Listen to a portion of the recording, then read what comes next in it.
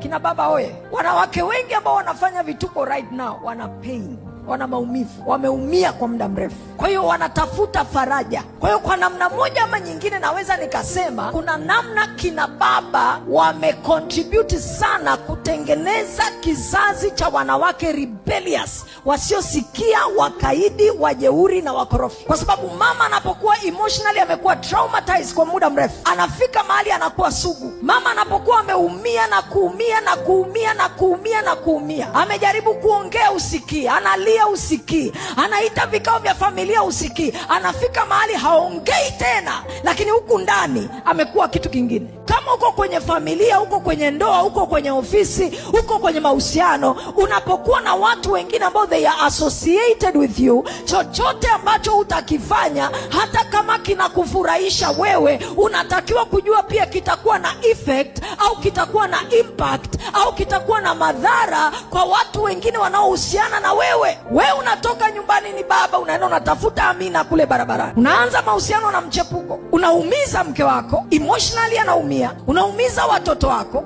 unaleta aibu nyumbani, unaweza ukaleta magonjwa nyumbani. Wewe ulienda kufanya anasa, lakini kile ulichoenda kufanya kinaathiri kila mtu. Ile pesa ambayo ingetumika kwa ajili ya maendeleo ya familia inatumika kufanya vitu visivyofaa. Unafanya anasa zako kama mwana mpotevu, but you are affecting everybody else. Ni kina mama wangapi ambao yeye anataka kufanya anasa, anataka kuvaa nguo mpya, anataka kuweka wigi ya $500, anataka kuvaa kila nguo na kila trend inayoingia mjini, lakini hafanyi vitu ambavyo vinaleta maendeleo nyumbani. Wewe unafanya kutafuta furaha yako, but you are affecting the family.